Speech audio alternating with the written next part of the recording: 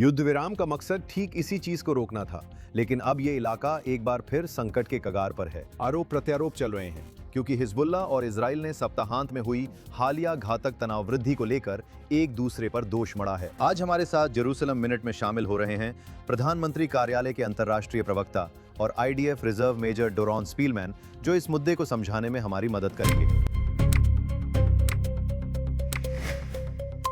JNS TV पर Jerusalem minute में आपका फिर से स्वागत है एलेक्स। शायद ईरान के मामले में संयुक्त राज्य अमेरिका की ओर से एक नई रणनीति देखने को मिल रही है। रिपोर्ट से पता चलता है कि संयुक्त राज्य अमेरिका अब ईरान को सैन्य तरीकों के बजाय प्रतिबंधों और आर्थिक दबाव के माध्यम से कमजोर करने पर अधिक ध्यान केंद्रित कर रहा है। मुझे लगता है कि इससे ये संकेत मिलता है कि ट्रंप कम से कम निकट भविष्य में एक और सैन्य संघर्ष की ओर नहीं बढ़ना चाहते, और ये रुख मिड टर्म चुनावों के खत्म होने तक रह सकता है। लेकिन ये स्पष्ट है कि वो आर्थिक दबाव को और बढ़ाना चाहते हैं, और यहाँ कुछ अच्छे सवाल हैं। उन्होंने शुरुआत में आर्थिक दबाव क्यों कम किया? आप जानते हैं, उन्होंने नाकाबंदी क्यों हटा दी? अगर उन्होंने तब से लेकर अब तक नाकाबंदी जारी रखी होती, तो संभव है कि वे पिछले कुछ हफ्तों और महीनों में जो सैन्य तनाव हमने देखे हैं, उनमें से कुछ से बच सकते थे और ईरान अपनी आर्थिक पतन में और भी आगे बढ़ चुका होता। लेकिन मुझे लगता है फिर से डोनाल्ड ट्रंप ने यह स्पष्ट कर दिया है कि वो सैन्य रूप से शामिल नहीं होना चाहते। मैं जरूरी नहीं मानता कि इसका मतलब यह है कि संयुक्त राज्य अमेरिका सैन्य रूप से शामिल नहीं होगा। मेरा बस ये मानना है कि फिलहाल के लिए कम से कम डोनाल्ड ट्रंप अपने पत्ते खोलकर कह रहे हैं कि सैन्य कार्रवाई नहीं, आर्थिक दबाव हाँ। बिल्कुल, नवंबर की शुरुआत में मिड टर्म चुनाव हैं, लेकिन राष्ट्रपति डोनाल्ड ट्रंप ने सप्ताहांत में कहा कि वो होर्मुज जलडमरू मध्य को अमेरिकी क्षेत्र बनाना चाहते हैं। आइए इस क्लिप को देखते हैं। और जब हम ईरान को हरा देंगे, जो कि बहुत बुरी तरह से हार रहा है,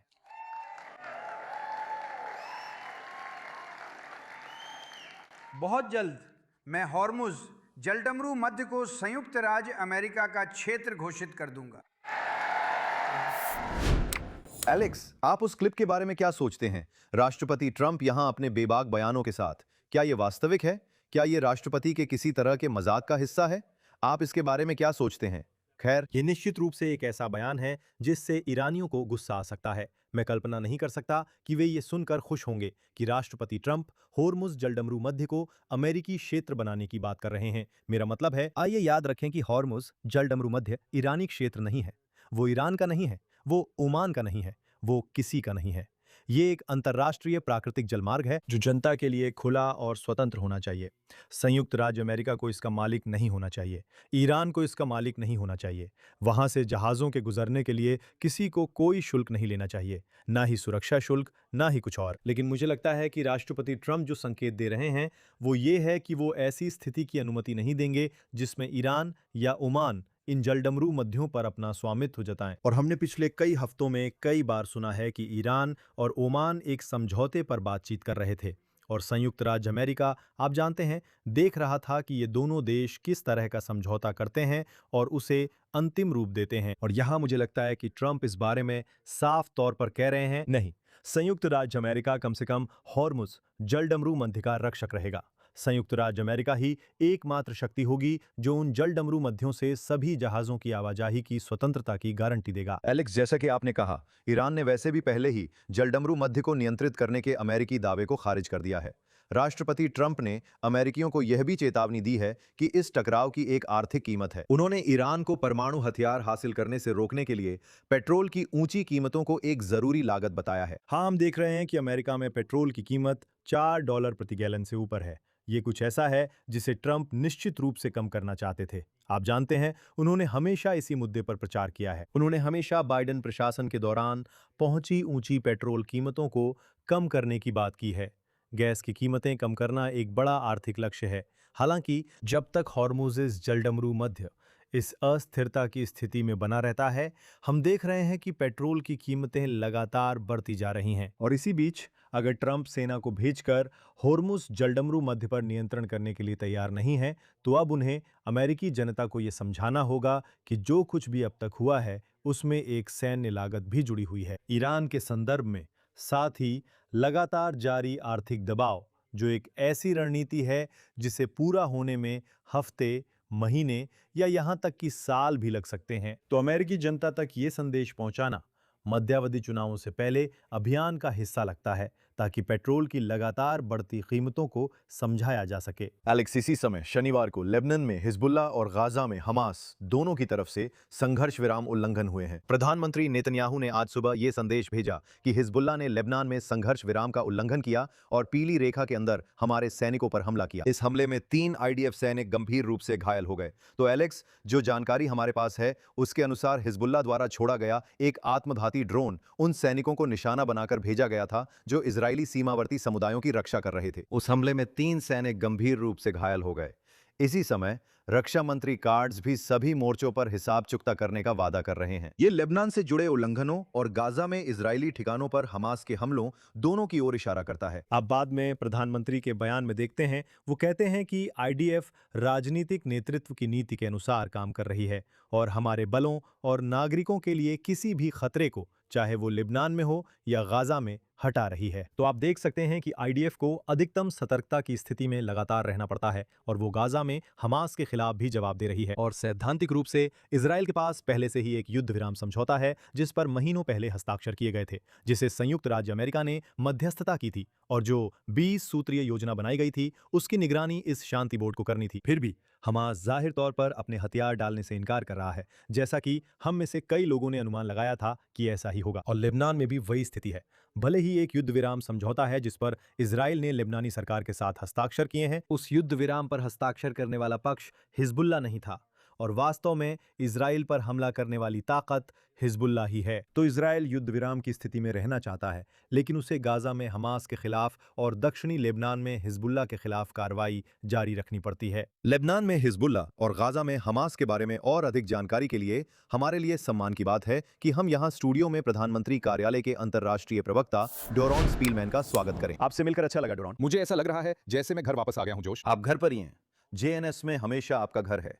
आपको यहां पाकर बहुत अच्छा लगा। आइए सीधे चलते हैं लेबनान में सप्ताहांत की स्थिति की ओर। हिजबुल्लाह ने लेबनान सीमा के साथ सुरक्षा क्षेत्र के अंदर इजरायली सैनिकों पर हमला किया, जो युद्ध विराम का स्पष्ट उल्लंघन है। इजराइल ने जवाब दिया। रिपोर्टों के अनुसार लेबनान में 11 लोगों की मौत हुई है। इनमें से कई, या मुझे कहना चाहिए कई लोग आम नागरिक थे, लेकिन प्रधानमंत्री कार्यालय के अनुसार हिजबुल्लाह ने जानबूझकर आम नागरिकों को परिसर के अंदर रखा, ये जानते हुए कि इजराइल जवाबी कार्रवाई करेगा। आप जानते हैं, यही वो बात है जिसे लोग समझ नहीं पाते। दरअसल मैं अभी अपनी माँ से बात कर रहा था जिन्होंने मुझे फोन किया था। वो एक अमेरिकी हैं और उन्होंने पूछा कि लेबनान में क्या हुआ। मैंने कहा, माँ, दुनिया सच में नहीं समझ सकती कि ये लोग कितने बुरे हैं। उन्होंने हमारे बलों पर सुरक्षा क्षेत्र में हमला किया। तो सुरक्षा क्षेत्र के हिसाब से आप इजरायली सीमा से बस कुछ मील की दूरी की बात कर रहे हैं। हमारे लड़के ढांचे को तोड़ रहे हैं। एक आत्मघाती ड्रोन आता है और उन पर हमला करता है, जो समझौता हुआ था उसके उल्लंघन में, युद्ध विराम समझौता। फिर शायद उन्हें इजरायली खुफिया जानकारी के आधार पर पता है कि हम पता लगा लेंगे कि वो आदेश कहां से आया था और हमला करेंगे। तो वो आदमी क्या करता है? वो, जैसा कि मैं पढ़ रहा हूं, आम नागरिकों को अपने ही परिवार को ले लेता है और उन्हें एक सैन्य मुख्यालय में ले जाता है। मेरा मतलब है, कौन ऐसा करेगा? वो क्या सोच रहा है? वो सोच रहा है क्या शायद किसी की नजर पड़ेगी और हम हमला नहीं करेंगे, या जब हम हमला करेंगे और उसे खत्म कर देंगे तो वो अपने पूरे परिवार की बलि दे देता है ताकि वो अपनी मौत में भी इशारा कर सके, इजराइल पर उंगली उठा सके और कह सके कि तुमने नागरिकों को मार डाला। ये कितना बेतुका है। और आप जानते हैं, कल ये कहानी सामने आनी शुरू हुई। मैं प्रधानमंत्री के साथ था और वो शब्बात था और कहानी सामने आ रही थी और हम देख सकते थे कि कहानी किस दिशा में जा रही है। और जैसे जैसे जानकारी मिलती गई, हमें एहसास हुआ, मैं उनके साथ बैठा था, कि कहानी का सही पक्ष सामने रखना कितना जरूरी था। तो क्या यहाँ एक बुनियादी मुद्दा नहीं है जिसमें इजराइल ने लेबनान सरकार के साथ युद्ध विराम समझौते पर हस्ताक्षर किए हैं, लेकिन लेबनान सरकार सुरक्षा क्षेत्र के अंदर इजराइल पर हमला नहीं कर रही है? वहां एक आतंकवादी संगठन है हिजबुल्लाह, जो जाहिर तौर पर खुद को अब भी इजराइल के साथ युद्ध में मानता है। तो युद्ध विराम समझौता फिर कैसे हो सकता है? और हिजबुल्लाह, एक आतंकवादी संगठन जिसने शुरुआत में ही युद्ध विराम समझौते पर हस्ताक्षर नहीं किए, वो युद्ध विराम समझौते का उल्लंघन कर रहा है? ये कैसे काम करता है? देखिए, पूरा युद्ध विराम समझौता असल में एक ही बात पर आधारित है। हिजबुल्लाह तस्वीर में नहीं हो सकता। मतलब अगर हम देखें, लेबनान और इजराइल, हम 80 सालों से साथ साथ हैं। इस पूरे समय में इजराइल और लेबनान के बीच ज्यादातर समय शांति रही है। यहां तक कि 1948 में भी इजराइल ने लेबनान के साथ जल्दी ही युद्ध विराम समझौते पर हस्ताक्षर किए थे। 67 लेबनान, आप जानते हैं, उन्होंने कहा था कि वे शामिल होंगे, लेकिन वे असल में युद्ध में शामिल नहीं हुए। इजराइल 1982 तक, जब सब कुछ बदल गया। इजराइल पूरे समय में शायद सिर्फ 6 बार सीमा पार की घटनाएं हुई, लगभग कुछ भी नहीं। हिजबुल्लाह के आने के बाद सब कुछ बदल गया। तो पूरा समझौता इस विचार पर आधारित है कि जो नया भविष्य बनाया जा रहा है, ये सब एक ही बात पर टिका है कि हिजबुल्लाह को तस्वीर से बाहर होना चाहिए। और आप जानते हैं, मुझसे बार बार पूछा गया, क्या इसका मतलब है कि बातचीत टूट रही है? मैंने कहा, यह तो इसका बिल्कुल उल्टा है। यह दिखाता है कि समझौते पर हस्ताक्षर क्यों जरूरी है और इसे जल्दी आगे बढ़ाना क्यों जरूरी है। ये असली होना चाहिए, क्योंकि आप देखिए, हिजबुल्लाह लगभग कुछ भी कर सकता है। और आप जानते हैं, वो हमला ये सिर्फ इतना नहीं है कि उन्होंने हमारे सैनिकों पर हमला किया। उन्होंने कहां से हमला किया? उन्होंने सीधे बेलफोर्ट किले के इलाके अल-ताहिर रिज से हमला किया, सही है? असल में क्या हुआ? वो वास्तव में बुराई की धुरी है जो लेबनान के अंदर बनाई गई थी। दशकों से ईरान, शायद उत्तर कोरिया भी, फिर से विदेशी रिपोर्टों के अनुसार सुरंगों की इस भूमि का निर्माण किया गया। इसे सुरंगों की भूमि कहा जाता है और आईडीएफ ने उन्हें उस रिज से आगे केंद्रित करने में कामयाबी हासिल की है। और वे जानते हैं कि वे अपनी पूरी पकड़ खोने वाले हैं। ये उनकी दूसरी रक्षा पंक्ति थी और इसलिए वे कोशिश कर रहे हैं, इससे पहले कि हम और करीब पहुंचें, हमारी सेना पर हमला करने की, क्योंकि वे जानते हैं कि वे गायब होने के करीब हैं और हमें बस आगे बढ़ते रहना है और लेबनान के साथ नजदीकी बढ़ानी है। मुझे लगता है कि हम इस चीज को खत्म कर सकते हैं। तो क्या युद्ध विराम वार्ता में इजराइल की प्रतिबद्धता का पूरा मकसद यही नहीं है कि इजराइल वास्तव में और पीछे हटे? सही है, इजराइल ने लितानी नदी तक कब्जा कर लिया था, वहीं उन्होंने पीली रेखा खींची थी। फिर वे बेलफोर किले और कुछ अन्य रणनीतिक स्थानों तक और भी आगे बढ़ गए और अब वे वास्तव में 2 विशेष पायलट क्षेत्रों से पीछे हट रहे हैं जिन्हें लेबनानी सेना को सुरक्षित करना है। लेकिन हमने देखा है कि हिजबुल्लाह बेरूत तक उत्तर में भी सक्रिय है। तो आखिरकार आप हिजबुल्लाह को कैसे खत्म करेंगे अगर हिजबुल्लाह को खत्म करने में सक्षम एकमात्र ताकत आईडीएफ है और आईडीएफ से कहा जा रहा है कि वो इजरायली सीमा के और करीब वापस आ जाए? देखिए, पूरा पायलट क्षेत्र इस इलाके में नहीं है, ये एक अलग इलाके में है। लेकिन जैसा कि मैं बार बार समझाता हूं, आप जानते हैं, यह एक पायलट है। पायलट पर अभी फैसला नहीं हुआ है। मेरा मतलब है, हम ये नहीं कह सकते कि वाह, पायलट जीत गया और पीछे ताली बज रही है। अभी के लिए हम इंतजार कर रहे हैं कि लेबनानी सेना अंदर जाए और दिखाए कि वे वास्तव में कर सकते हैं, कि वे हिजबुल्लाह को निरस्त करने में सक्षम हैं। ये करना आसान काम नहीं है और इसलिए हम पीछे नहीं हटने वाले हैं। असल में हम पहले से ही अंदर हैं। हम यहाँ अल्ताई हिल के पास हैं, जहाँ हिजबुल्लाह ने एक विशालकाय जैसे भूमिगत पेंटागन बनाया है। ये अविश्वसनीय है कि उन्होंने इसमें क्या क्या बनाया है। हम उसी इलाके में हैं, हम उसी इलाके में काम कर रहे हैं। हमने इस बारे में बहुत स्पष्टता से बताया है। हम तब तक पीछे नहीं हट सकते जब तक लेबनानी सेना आगे नहीं बढ़ती। तो अब गेंद पूरी तरह उनके पाले में है और इजराइल को उम्मीद है, हम भी उनके लिए दुआ कर रहे हैं कि वे हिजबुल्लाह को वहां से हटा पाएंगे। अगर वे हिजबुल्लाह को वहां से नहीं हटा पाएं, तो फिर कुछ भी नहीं बचता। हिजबुल्लाह और इजरायली समुदायों के बीच सिर्फ 10 मील का फासला है। हम कहीं नहीं जा रहे हैं। प्रधानमंत्री ने बिल्कुल साफ कहा है, जब तक हमें यह होता हुआ नहीं दिखता, हम कहीं नहीं जा रहे हैं। इजराइल को ऐसा कौन सा संकेत मिलेगा जिससे उन्हें लगे कि लेबनानी सेना हिजबुल्लाह को कमजोर करने में सक्षम है? जिन इलाकों से हमने पीछे हटना शुरू किया है, वे ऐसे गांव हैं जो हिजबुल्लाह से मुक्त हैं। आप उन गांवों की बात कर रहे हैं जिनमें हिजबुल्लाह नहीं है। जैसे ही हम पीछे हटते हैं और लेबनानी सेना वहां आती है, वह एक परीक्षण क्षेत्र है ताकि यह सुनिश्चित किया जा सके कि हिजबुल्लाह उन गांवों में प्रवेश न कर सके।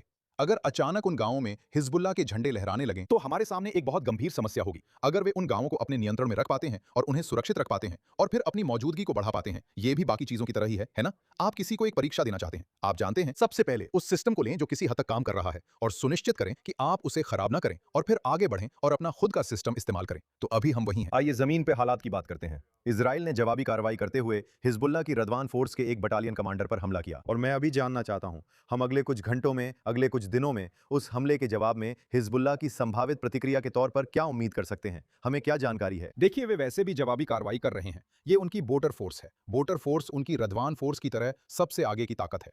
ये वे लोग हैं जिन्हें सालों तक ट्रेनिंग दी गई। ईरान ने इन्हें ट्रेन किया, फंडिंग की, इनको भारी फंडिंग मिली है, इनके पास बेहतरीन उपकरण है। ये पूरे इलाके को अच्छी तरह जानते हैं। यही लोग उन सुरंगों में काम करते हैं। आप इन्हें आधी रात में भी जगा दें तो ये जानते हैं कि इजराइल पर कैसे हमला करना है। वो एक बोटर कमांडर था जिसे हमने मार गिराया, उनके टॉप लोगों में से एक। सुनिए, वे तो वैसे भी हमला कर रहे हैं। हमारा पूरा मुद्दा, हमारी पूरी स्थिति यही है कि वे हमेशा हमला करने की कोशिश करते हैं। हम रक्षा कर रहे हैं। वे ये आत्मघाती ड्रोन छोड़ रहे हैं और वे ऐसा करते रहेंगे। वे इसे तभी रोकेंगे जब उन्हें लगेगा कि अंत आ गया है और अब उन्हें कूटनीतिक राजनीतिक समाधान की ओर बढ़ना पड़ेगा, क्योंकि सैन्य समाधान अब संभव नहीं है। लेकिन इसका मतलब यह होगा कि इजराइल, संयुक्त राज्य अमेरिका और लेबनान की सरकार को बहुत बहुत मजबूत होना पड़ेगा। और इजराइल, भगवान का शुक्र है भी। मेरा मतलब है, अगर हम इसकी तुलना इजराइल के पिछले 80 वर्षों के अस्तित्व से करें, जब तक ये परीक्षण चल रहा है और हम देखते हैं कि ये कैसे काम करता है, हम एक बफर जोन बनाए हुए हैं। ये एक अद्भुत बात है। हमने पूरे इजराइल में ये घेरा बना रखा है। आप जानते हैं बेन गुरियन ने कहा था, ये बेन गुरियन ही थे जिन्होंने कहा था, युद्ध लड़ने के 3 मुख्य सिद्धांत होते हैं। कभी भी अपने ही देश की जमीन पर युद्ध मत लड़ो, हमेशा दुश्मन की जमीन पर लड़ो, और जब लड़ो तो जीतने के लिए लड़ो। और अभी जो बीच वाला है कि आप अपनी ही जमीन पर नहीं हैं, जो हमने 7 अक्टूबर से सीखा, उसका क्या मतलब है? इजराइल अपनी ही जमीन पर नहीं लड़ रहा है। ये एक अविश्वसनीय बात है। तो हम ऐसी स्थिति में हैं कि इसे होने दें, और उम्मीद है ये जल्द ही हमारे पक्ष में होगा। तो हम हिजबुल्ला को कैसे हराएं अगर अब हम ज्यादा रक्षात्मक मुद्रा में हैं, एक बफर जोन की रक्षा कर रहे हैं और शायद हिजबुल्ला के हमले के बाद जवाबी कार्रवाई कर रहे हैं, जबकि पहले इजराइल आक्रामक था, जैसा कि संघर्ष विराम समझौते पर हस्ताक्षर करने से पहले था। मुझे लगता है कि आपने जो तनाव बताया वही असली मुद्दा है, और यहीं पर लेबनानी सेना को आगे आना चाहिए। मतलब अगर हम पूरी ताकत से आगे बढ़ते हैं तो लेबनानी सेना के लिए कोई जगह नहीं है। ये इजरायली सैनिकों को भी खतरे में डालता है, और हमें ये नहीं भूलना चाहिए। मेरा मतलब है हमारे उत्तरी सीमा पर एक भयानक आतंकवादी ताकत है जो इजरायली समुदायों पर हमला करने की कोशिश कर रही है।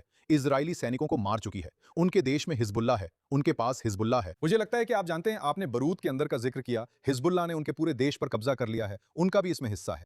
अगर हिजबुल्ला को हराना है तो उसका एकमात्र तरीका यही है कि लेबनान आगे आए और जिम्मेदारी ले। तो बस यही है, हम इस इलाके को संभाले हुए हैं, हम ऑपरेशन कर रहे हैं, हमारे अलग अलग ऑपरेशन हैं। प्रधानमंत्री ने कुछ दिन पहले सार्वजनिक रूप से न्यूज में कहा था, हमारे ऑपरेशन चल रहे हैं। उन्होंने कहा, मैं ज्यादा डिटेल में नहीं जाऊंगा, हमारे अलग अलग इलाकों में ऑपरेशन चल रहे हैं। आईडीएफ सिर्फ निष्क्रिय नहीं बैठी है, तो बहुत सारी चीजें हो रही हैं। लेकिन आपने एक ऐसा इलाका बना दिया है जहां लेबनानी सेना पहली बार शायद इजरायली समर्थन के साथ खड़ी हो सकती है और इस समस्या का समाधान कर सकती है। मत भूलिए, जब वे इस समस्या का समाधान करेंगे, हिजबुल्ला एक आतंकवादी संगठन के रूप में हमेशा बार बार सिर उठाने की कोशिश करेगा। उनके पास इसे लागू करने की क्षमता होनी चाहिए। हम ये नहीं मान रहे कि ये समस्या अपने आप हल हो गई है। आप नहीं चाहेंगे कि 10 साल बाद इजरायली सैनिकों को बेरूत भेजना पड़े ताकि बढ़ती समस्या से निपटा जा सके। उन्हें अपनी ताकत दिखानी होगी, और यही असली बात है, यही असली खेल है यहाँ। और अगर लेबनानी सरकार या लेबनानी सरकार के सदस्य, जिनमें से कुछ शिया या सुन्नी हो सकते हैं, जरूरी नहीं कि सिर्फ ईसाई हों, आईडीएफ के खिलाफ बयान दे रहे हैं, क्या ये बयान उन बातों के अनुरूप हैं जो इजराइल अपनी बातचीत के चैनलों में सुन रहा है? आप जानते हैं, लेबनानी सरकार और इसी संदर्भ में संयुक्त राज्य अमेरिका वे कैसे देखते हैं इजराइल द्वारा लेबनान के अंदर हिजबुल्ला पर लगातार हमले करने को? वे कैसे देखते हैं? आप जानते हैं, जब मैं देखता हूं, जब मैं पढ़ता हूं, ज्यादातर चीजें ट्विटर पर ही आ रही हैं, है ना? आप देख सकते हैं कि वे ट्विटर पर क्या डाल रहे हैं। ट्विटर पर आप देख सकते हैं कि इस मामले में, उदाहरण के लिए, उन्होंने तुरंत ये पक्ष ले लिया कि इस परिवार को खत्म कर दिया गया, जब तक कि हमने इसे समझाया नहीं। लेकिन फिर भी जब आप उनकी भाषा देखते हैं, ये अब भी उसी विचार की ओर लौटता है। इजराइल को लेकर उनका पूरा लहजा यही है कि इजराइल के साथ समझौते हैं। मेरा मतलब है, मैंने देखा है कि लेबनानी लोग इस मामले से कैसे जुड़ रहे हैं। इसमें बहुत बड़ा बदलाव आया है, और वे इजराइल की संप्रभुता को मान्यता दे रहे हैं। आप जानते हैं, ये लोग हिजबुल्ला को अपने पड़ोस में पाते हैं। जब आप आकर कहते हैं कि हम इजराइल की संप्रभुता को मानते हैं, तो ये लेबनान के लिए एक बड़ा कदम है। लेकिन जैसा कि हर चीज में होता है, अगर उन्हें लगता है कि हिजबुल्ला बढ़ रहा है और हम पिछड़ रहे हैं, कि हम कमजोर हैं, एक लेबनानी अधिकारी के रूप में आप बहुत अधिक संभावना रखते हैं कि आप अपनी बातचीत को संतुलित करना शुरू कर देंगे और दूसरी दिशा में बढ़ेंगे।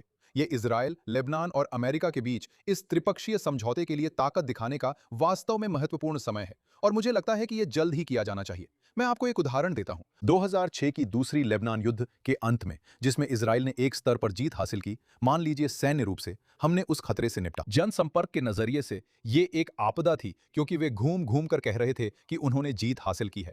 और हम देख सकते हैं कि हिजबुल्ला की फंडिंग में वृद्धि हुई। आप जानते हैं उन्होंने क्या किया? मोर्न ऑलरस, जो कि उत्तरी सीमा के ठीक पार का समुदाय था, सही है, उन्होंने क्या किया? उन्होंने ठीक वहीं एक पार्क बनाया जिसे ईरानी गार्डन कहा गया, जिसमें एक छोटी सी अल अक्सा मस्जिद थी, एक तस्वीर, एक सुलेमानी की मूर्ति जो इजराइल की दिशा में इशारा कर रही थी। और वे बच्चों को वहां लाते थे और दिखाते थे कि उन्होंने युद्ध कैसे जीता और कैसे इजराइल कमजोर है, पश्चिम कमजोर है, और इसी से भर्ती भी होती थी। यही चीज यहां भी होने वाली है। हम नहीं चाहते कि बाल्फोर रिज के ऊपर ईरानी गार्डन नाम का कोई पार्क बने। हम नहीं चाहते। ये जरूरी है कि पूरी तरह से जीत दिखाई जाए, और मुझे लगता है कि इजराइल के प्रधानमंत्री इसके लिए समर्पित हैं। आप रक्षा मंत्री को भी सुन सकते हैं, लेकिन फिर भी इस समझौते की कुंजी ये है कि लेबनान इसमें शामिल हो। मैं आगे बढ़कर गाजा की स्थिति पर बात करना चाहता हूं, क्योंकि इसी समय वहां हमास ने सप्ताहांत में संघर्ष विराम का उल्लंघन किया। एक हमास का विस्फोटक उपकरण तब मिला जब एक आईडीएफ टैंक उसके ऊपर से गुजरा। भगवान का शुक्र है कि वहां कोई घायल नहीं हुआ। इसके अलावा आतंकवादी पीली रेखा पार कर आईडीएफ की चौकियों पर हमला कर रहे हैं। कृपया हमें गाजा की स्थिति की ताजा जानकारी दें। हमास फिर से संगठित हो रहा है। बात बस इतनी सी है, पिछले 8 महीनों में हमास ने निरस्त्रीकरण का वादा किया था। राष्ट्रपति ट्रंप के पूरे समझौते का पहला बिंदु यही है। पहला शब्द है गजा का, डी रेडिकलाइजेशन। गजा अपने पड़ोसियों के लिए खतरा नहीं बनेगा, और पूरा समझौता इसी विचार पर आधारित है कि हमास अपने हथियार डाल देगा। लेकिन वे तो ठीक इसका उल्टा कर रहे हैं। उन्होंने अपने सैनिकों की भर्ती की है। मेरे पास वीडियो हैं जिनमें मैं देख सकता हूं कि वे सभी खाद्य सहायता वाले ट्रकों के आसपास भरी हुई बंदूकें लेकर घूम रहे हैं। वे ईसाई गोला बारूद का इस्तेमाल कर रहे हैं। हमने उन्हें 7 अलग-अलग अभ्यास करते हुए पकड़ा है जो इजराइल के खिलाफ तैयारी कर रहे हैं। हिजबुल्ला कोई अलग थलग नहीं है, वे अकेले काम नहीं कर रहे हैं, वे बढ़ रहे हैं, मतलब वे फिर से भर्ती कर रहे हैं, वे और भी आक्रामक होते जा रहे हैं और इजराइल अपनी सीमा पर डटा हुआ है। लेकिन जैसा कि प्रधानमंत्री ने बहुत स्पष्ट रूप से कहा है, यह स्थिति ऐसी नहीं है जो यहीं बनी रहेगी। अभी के लिए हम खुश हैं कि संयुक्त राज्य अमेरिका इसमें हस्तक्षेप करे और वास्तव में हमास को निरस्त करे। हम यही चाहेंगे कि अगर वे ये कर सकते हैं तो हमें ये करने की जरूरत ना पड़े। लेकिन आखिरकार हम हमास को फिर से पहले जैसी स्थिति में बढ़ने और फैलने की अनुमति नहीं देंगे। क्या इस समय कोई भी हमास के निरस्त्रीकरण के लिए सैनिक भेजने की प्रतिबद्धता कर रहा है? कुछ देश हैं जिन्होंने सैनिक भेजने की प्रतिबद्धता जताई है, लेकिन फिर भी सैनिक भेजने की प्रतिबद्धता करना एक बात है, जो कि एक महत्वपूर्ण पहला कदम है। लेकिन यह एक और बात है कि वे सैनिक क्या करेंगे। आप जानते हैं, हमास को निरस्त करने के लिए अंदर जाना। मुझे लगता है कि हम जानते हैं कि इजरायली पक्ष में आप बस दरवाजा नहीं खटखटाते, हेलो बताइए आपके पास कितनी AK-47 और कलाशनिकोव हैं। नहीं, आप दरवाजा खटखटाते हैं तो कोई दरवाजे के पार से गोली चला देगा। तो सवाल यह है, ये सैनिक क्या करने वाले हैं और वे हमास को कैसे निरस्त करेंगे? यहीं पर इजराइल बेहद अडिग रहा है। हम वो नहीं हैं। हम दरवाजे पर हथियार जमा कराने की नीति नहीं अपना रहे हैं, जहां हमास अपने हथियार दरवाजे पर जमा कर दे और फिर खाना खाने चला जाए। बाहर आओ। जानते हो, वो आदमी तुम्हें एक छोटा सा स्टिकर दे और तुम अपनी बंदूक वापस ले लो। तो यहाँ बहुत सारे सवाल हैं। संयुक्त राज्य अमेरिका ने इस बल को मुहैया कराने का वादा किया है। शांति बोर्ड ने भी इस बल को मुहैया कराने का वादा किया है और अगर कोई और आकर वास्तव में ये कर सके तो यह एक आशीर्वाद होगा। हमें उम्मीद है कि वे ये कर सकते हैं। अगर वे नहीं कर सकते तो हम करेंगे। और तुर्की और कतर के बारे में क्या, जो कह रहे हैं कि वे इस तरह की फोर्स का हिस्सा बनना चाहते हैं? मैं जानता हूं कि इजराइल ने खुद प्रधानमंत्री समेत बार-बार इन देशों को ऐसी फोर्स में शामिल होने से इनकार किया है। 2 दिन पहले तुर्की ने इजराइल के विनाश की मांग की थी। कतर ने हमास के नेतृत्व को फंड किया और उन्हें पनाह दी और हमास का सबसे बड़ा संरक्षक है और पूरी दुनिया में आतंकवाद का जबरदस्त समर्थक है। इन दोनों देशों को हमास को इजरायली समुदायों से सिर्फ 5 मील दूर खत्म करने की जिम्मेदारी देना राष्ट्रीय आत्महत्या जैसा होगा और इसलिए प्रधानमंत्री ने फिर से बहुत स्पष्ट रूप से लाल रेखा खींच दी है। नहीं, हम किसी दुश्मन देश को जो हमारी तबाही की मांग कर रहा है, इजरायली समुदायों से सिर्फ 5 मील दूर लाकर ये नहीं कहेंगे कि अब आप उन लोगों को खत्म करने के जिम्मेदार हैं जिन्हें आपने खुद बनाया है। अब युद्ध की शुरुआत से लेकर आज तक इजराइल के कई प्रवक्ता रहे हैं। युद्ध के शुरुआती दौर में कुछ समय ऐसे भी थे जब इजराइल और खासकर इजरायली प्रवक्ताओं के खिलाफ कूटनीतिक हमला हुआ था। अब जब आप इस पद पर हैं तो मीडिया और सार्वजनिक क्षेत्र में इजराइल के हितों की रक्षा करने के तरीके, उसके स्वर और लहजे के बारे में आप क्या अनुभव कर रहे हैं?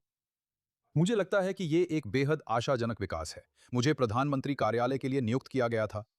मैं रोजाना प्रधानमंत्री और सभी सुरक्षा प्रमुखों के साथ एक ही मेज पर बैठता हूं।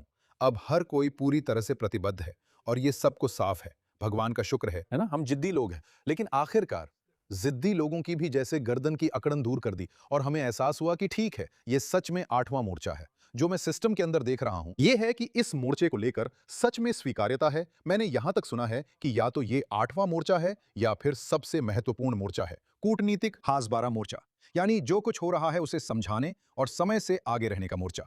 और अगर आप समय से आगे नहीं हैं तो सामने आकर यह कहना कि हम क्या सोचते हैं सिर्फ प्रतिक्रिया में नहीं, है ना? मैं खुद भी कई सालों तक सैन्य प्रवक्ता रहा हूं। आपको इतने सारे सवालों से घेर लिया जाता है, आप तो लगभग सिर भी नहीं उठा पाते कि आखिर हम यहां क्यों हैं। और अभी सच में यह स्वीकार्यता है कि नहीं, हम यहां हैं, हम बुराई के खिलाफ खड़े हैं। हम पूरी दुनिया का एकमात्र देश हैं जो समझता है कि बुराई के खिलाफ खड़ा होना क्या होता है। आप जानते हैं, हम उन विचारों से मोहित नहीं हैं कि अगर आप अपने आतंकवादी पड़ोसी के साथ भलाई करेंगे तो वो भी आपके साथ भलाई करेगा। यही वजह है वैसे दुनिया का एक हिस्सा हमारे काम को पसंद नहीं करता, क्योंकि वे अभी भी इन पश्चिमी यूरोपीय आदर्शों को पकड़े हुए हैं कि अगर हम बस दयालु रहें और उन्हें स्वीकार करें तो वे हमें प्यार करेंगे। खैर, हमें पता है कि ऐसा नहीं होने वाला और इसलिए हम उनके खिलाफ खड़े हैं और ये जरूरी है कि हम खड़े हों और इसे आगे रखें। प्रधानमंत्री, रक्षा प्रतिष्ठान सभी एक ही सोच पर हैं और मुझे लगता है कि हम इजराइल के लिए एक मोड़ देख रहे हैं। वे डोरॉन स्पीलमैन हैं, प्रधानमंत्री कार्यालय के अंतर्राष्ट्रीय प्रवक्ता और निश्चित रूप से यहाँ JNS टीवी के पूर्व होस्ट भी हैं। आपको वापस पाकर हमेशा अच्छा लगता है। हमारे साथ जेरूसलेम इन मिनट में जुड़ने के लिए बहुत धन्यवाद। ये मेरा सौभाग्य है। डोरॉन का बहुत धन्यवाद। एलेक्स, अगर हम कर सकें तो थोड़ा और ध्यान गजा पर केंद्रित करें। इजराइल का कहना है कि हमास को किसी भी तरह की वापसी से पहले अपने हथियार डालने होंगे। आइए इस क्लिप को देखते हैं। रोजमर्रा की वॉट अज़ा में हम सबसे करीब की बात घर करना चाहते हैं। जब तक मैं प्रधानमंत्री हूं तब तक फलस्तीन राज्य नहीं बनेगा, न गाजा में, न वेस्ट बैंक में, न फतह शासित राज्य, न हमास शासित राज्य। हाल ही में खबरों में जो खास सवाल पूछे जा रहे हैं, मैं उस पर सटीक होना चाहता हूं।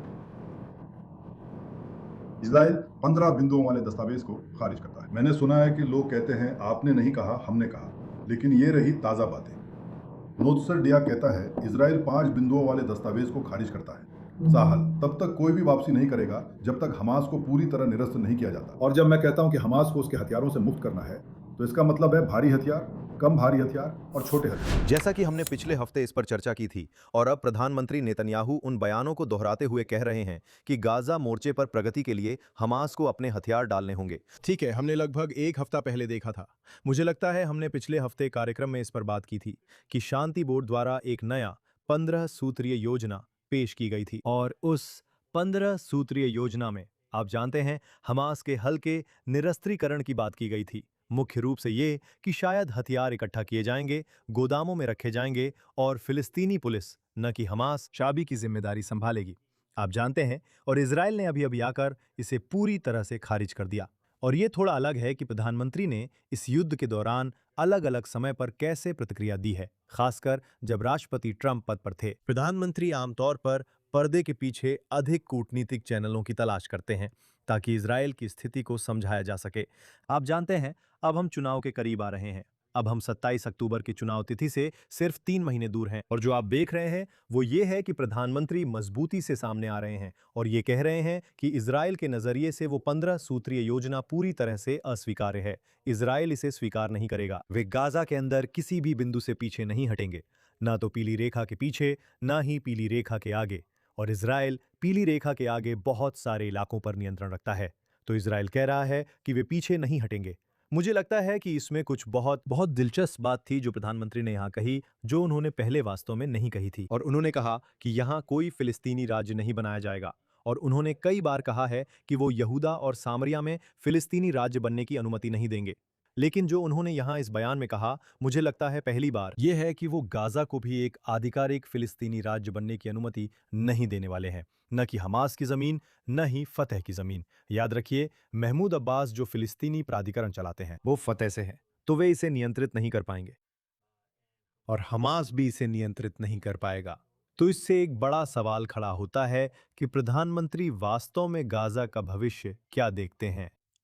लेकिन वो ये स्पष्ट कर देते हैं कि इजराइल गाजा पट्टी से पीछे नहीं हटेगा और इसे किसी फिलिस्तीनी शासकीय निकाय को नहीं सौंपेगा। क्या इस छोटे से राज्य जिसे गाजा कहा जाता था और जो फिलिस्तीनी राज्य के एक प्रायोगिक नमूने की तरह था, को वास्तव में एक औपचारिक फिलिस्तीनी इकाई बनने देना चाहिए? उनकी टिप्पणियां वास्तव में योजना के खिलाफ जाती हैं, क्योंकि योजना में युद्ध के अगले दिन गाजा के लिए किसी न किसी तरह की पीए इकाई को जिम्मेदार बनाने की बात कही गई है। 20 सूत्रीय योजना जिस पर संघर्ष विराम लागू होने के समय हस्ताक्षर किए गए थे, गाजा के प्रशासन के लिए एक राष्ट्रीय समिति की मांग करती है, जिसमें फिलिस्तीनी विशेषज्ञ प्रशासक होंगे, जिन्हें इजराइल द्वारा अनुमोदित किया जाएगा और वही इसे चलाएंगे। लेकिन इसका पर्यवेक्षण शांति बोर्ड द्वारा किया जाना है। अब आपके पास निकोलाई मिलाडोनोव हैं, जो गाजा से संबंधित संयुक्त राष्ट्र के पूर्व दूत थे और अब मूल रूप से इस शांति बोर्ड के प्रमुख हैं। और जब प्रधानमंत्री बाहर आए और उन्होंने कहा, देखिए, इजराइल तब तक पीछे नहीं हटेगा जब तक हमास पूरी तरह से निरस्त्र नहीं हो जाता। और उन्होंने इन बयानों में स्पष्ट कर दिया कि निरस्त्रीकरण का वास्तव में क्या मतलब है। ये भारी हथियार हैं, जिसे लेकर मुझे लगता है कि हर कोई समझता था कि हमास को अपने भारी हथियार सौंपने होंगे। मेरा मतलब है, उन्होंने ऐसा नहीं किया है और मुझे नहीं पता कि वे ऐसा करेंगे या नहीं, लेकिन इस बात पर सभी ने लगभग सहमति जताई थी। प्रधानमंत्री इस बयान में यह भी स्पष्ट कर रहे हैं कि इसमें हल्के हथियार भी शामिल हैं, वे बंदूकें जिनसे हमास समाज में आतंक फैलाता है। असल में यही वजह है कि वे गाजा पर नियंत्रण बनाए रखते हैं। वे गाजा में वास्तविक रूप से शासक हैं, क्योंकि अगर कोई भी उनके खिलाफ सड़कों पर खड़ा होता है तो उसे इन्हीं हल्के हथियारों AK-47 मशीन गनों से मार गिराया जाता है। तो इस बीच माना जा रहा है कि फिलिस्तीनी विशेषज्ञों द्वारा चलाई जाने वाली कोई सरकार आएगी, लेकिन प्रधानमंत्री कह रहे हैं कि वो फिलिस्तीनी प्राधिकरण नहीं होगी। अब तक उन्होंने इस बारे में बहुत स्पष्टता दिखाई है, ये हमास नहीं होगी और किसी भी स्थिति में इसे शांति बोर्ड द्वारा देखा जाना होगा। शांति बोर्ड के अध्यक्ष अंततः डोनाल्ड ट्रंप हैं। और इसका मतलब है कि हमारे पास लगभग 2 साल की सीमित अवधि है जब तक ट्रंप राष्ट्रपति हैं, ताकि शायद हम किसी अगले कदम तक पहुंच सकें, गाजा में अगले चरण तक। वरना फिर कोई और राष्ट्रपति होगा और कौन जानता है वो क्या करेगा। वो पूरे शांति बोर्ड को टुकड़ों में फाड़ सकता है और आप फिर से अस्थिरता के दौर में चले जाएंगे। इसी बीच इजरायली चुनाव से पहले प्रधानमंत्री कह रहे हैं कि गाजा एक फिलिस्तीनी राज्य नहीं बनने जा रहा है, जूडिया भी एक फिलिस्तीनी राज्य नहीं बनने जा रहा है, और जब तक हमास के पास हथियार हैं, इजराइल 1 इंच भी पीछे नहीं हटेगा। इजराइल भविष्य के लिए भी तैयारी कर रहा है। इस हफ्ते आपकी एक रिपोर्ट थी कि अब हजारों टन अमेरिकी सैन्य उपकरण इजराइल में पहुंच चुके हैं। आप हमर गाड़ियों, D9 बुलडोजर, ट्रकों और हर तरह के भारी इंजीनियरिंग उपकरणों की बात कर रहे हैं, जिन्हें इजराइल गाजा जैसे इलाकों में इस्तेमाल करता है, जिन्हें इजराइल यहूदा और सामरिया जैसे इलाकों में इस्तेमाल करता है। तो इजराइल वाकई में इन सभी मोर्चों पर संभावित संघर्ष के लिए तैयारी कर रहा है। मुझे लगता है कि ये इजराइल की एक बहुत बड़ी रणनीतिक आवश्यकता है। इजराइल का मकसद सिर्फ इन लगभग 3 सालों की जंग में जो खोया गया उसे फिर से भरना ही नहीं है, बल्कि वास्तव में अपनी रणनीतिक स्थिति को मजबूत करना है। जिन हथियारों की उसे जरूरत है उन्हें हासिल करना है, और वो भी अभी, जबकि राष्ट्रपति ट्रंप अभी भी पद पर हैं। राष्ट्रपति ट्रंप ने अपने प्रशासन में ये बहुत स्पष्ट किया है कि वे चाहते हैं कि इजराइल के पास अपनी रक्षा के लिए जरूरी हथियार हों। अभी कांग्रेस और सेनेट दोनों ही रिपब्लिकन के नियंत्रण में हैं, कम से कम अगले कुछ महीनों तक, जब तक चुनाव नहीं हो जाते। और कौन जानता है, हो सकता है कि कांग्रेस डेमोक्रेट्स के नियंत्रण में आ जाए, हो सकता है कि सेनेट भी बदल जाए। इस बीच आपके पास एक कांग्रेस और एक सेनेट है, दोनों ही रिपब्लिकन हैं और दोनों ही मजबूती से इजराइल के पक्ष में हैं। हाउस के स्पीकर माइक जॉनसन इजराइल को हथियार देने के लिए बहुत प्रतिबद्ध हैं, और आप देख सकते हैं कि ये आज सिर्फ सुर्खियों में है, लेकिन इसके पीछे उच्च स्तरीय कूटनीतिक प्रयास चल रहे हैं। सबसे अधिक संभावना है कि इजरायली पक्ष से संयुक्त राज्य अमेरिका में राजदूत येखियल लीडर के नेतृत्व में ये प्रयास हो रहा है, ताकि ये सुनिश्चित किया जा सके कि इजराइल फिर से अपने हथियारों का भंडार भर सके। और साथ ही आप निश्चिंत रह सकते हैं कि इजराइल अपने देश के भीतर इन हथियारों, भारी हथियारों का खुद उत्पादन शुरू करने के तरीके तलाश रहा है, और साथ ही आपूर्ति चैनलों में विविधता लाने के लिए संयुक्त राज्य अमेरिका के अलावा अन्य स्रोतों की भी तलाश कर रहा है। एलेक्स, इसी हफ्ते आपके पास इजराइल और ग्रेट ब्रिटेन के बीच एक राजनयिक टकराव है, जिसमें प्रधानमंत्री नेतन्याहू ने हाल ही में एक पॉडकास्ट में ग्रेट ब्रिटेन को एक इस्लामिक रिपब्लिक कहा। वहां की जमीनी हकीकत के आधार पर आप उन हजारों प्रवासियों की बात कर रहे हैं जो ग्रेट ब्रिटेन के तटों पर पहुंचे हैं। साथ ही इजराइल के प्रति बदलते रवैये की भी बात हो रही है। चलिए उस क्लिप को देखते हैं। वैसे वो और उनके पिता रैंडोल्फ, जो चर्चिल के बेटे हैं, यहाँ आए थे और उन्होंने हमारे लिए 6 दिन की जंग को बहुत सकारात्मक तरीके से कवर किया था। ब्रिटेन में आप इसे कैसे देखते हैं, जिसे इस्लामिक रिपब्लिक ऑफ ब्रिटेन कहा जाता है, वहाँ आप इसे कैसे देखते हैं? तो यहाँ प्रधानमंत्री ब्रिटेन को एक इस्लामिक रिपब्लिक कह रहे हैं। वैसे मैंने उपराष्ट्रपति JD वेंस का एक और क्लिप भी देखा था। असल में मजाक में मेरा ख्याल है किसी पॉडकास्ट पर भी ग्रेट ब्रिटेन का जिक्र करते हुए ग्रेट ब्रिटेन को एक इस्लामिक रिपब्लिक कह रहे थे। हाँ, असल में हमने देखा कि नेतन्याहू के प्रवक्ताओं को उन बयानों को लेकर सफाई देनी पड़ी जिनसे जाहिर तौर पर कड़ी प्रतिक्रिया आई है। यूके और प्रधानमंत्री कार्यालय की तरफ से प्रतिक्रिया आई, जिसमें मूल रूप से कहा गया कि प्रधानमंत्री वही बातें दोहरा रहे थे जो कुछ हफ्ते पहले JD वेंस ने यूके के बारे में कही थीं। अब जाहिर है, आप देख सकते हैं कि यूके के बड़े शहरों में मुसलमान कैसे मेयर बन रहे हैं, खासकर शहरों में जहां पहले एक माहौल था। एक बड़ी और फलती फूलती यहूदी समुदाय जो अब पीछे हट गया है, रक्षात्मक स्थिति में है, अपनी जान के लिए डरा हुआ है। यूके में बहुत से लोग कह रहे हैं कि यहूदियों की स्थिति बहुत ज्यादा खराब हो गई है, और वे सबसे ज्यादा किससे डरते हैं? वे वहां मौजूद मुसलमानों से सबसे ज्यादा डरते हैं। और आप देखते हैं कि शासकीय अधिकारी बहुत चिंतित हैं कि मुसलमान चुनावों में कैसे वोट देंगे, और इसलिए यूके ने कूटनीतिक रूप से इजराइल के लिए समर्थन वापस लेना शुरू कर दिया है। जबकि पहले यह माना जाता था कि यूके शायद संयुक्त राज्य अमेरिका के बाद इजराइल का नंबर 2 या 3 सहयोगी था। और जो आप अब देख रहे हैं, प्रधानमंत्री नेतन्याहू के ये बयान, जो मुझे लगता है जाहिर तौर पर यूके में एक संवेदनशील मुद्दे को छूते हैं। मैं कहूंगा कि ये बस एक तरह की प्रतिक्रिया है यूके के शीर्ष अधिकारियों के कई बयानों के जवाब में, जिसमें हाल ही के प्रधानमंत्री स्टारमर भी शामिल हैं, जिन्होंने मूल रूप से फिलिस्तीनी राज्य को मान्यता दी, जो साफ तौर पर इजराइल के हितों के खिलाफ जाता है। और उन्होंने ऐसा करने से पहले कहा था कि जब तक गाजा में भयावह स्थिति बनी रहेगी वो ऐसा करेंगे। और हमने देखा कि वहां के पूर्व विदेश मंत्री डैनी लेमी कह रहे थे कि इजरायल जो गाजा में कर रहा है और जो मानवीय सहायता इजरायल गाजा में दे रहा है वो अमानवीय, खतरनाक और विभत्स है। आपने कई बयान भी देखे, यहां तक कि उन लोगों के भी जिन्हें इजरायल पहले अपना सहयोगी मानता था, जैसे डेविड कैमरन जो युद्ध की शुरुआत में विदेश मंत्री थे। उन्होंने भी ऐसे बयान दिए जो निश्चित रूप से इजरायल को पसंद नहीं आए। ऐसे बयान नहीं थे जो वे अपने सहयोगी से उम्मीद करते। और अब अचानक प्रधानमंत्री ने पलटकर वही बात कही जो यूके और दुनिया भर में हर कोई जानता है कि सच है। और यूके इस बात को लेकर थोड़ा संवेदनशील हो रहा है। हाँ बिल्कुल, हमें देखना होगा कि आगे चलकर ये विवाद और बड़ा होता है या नहीं।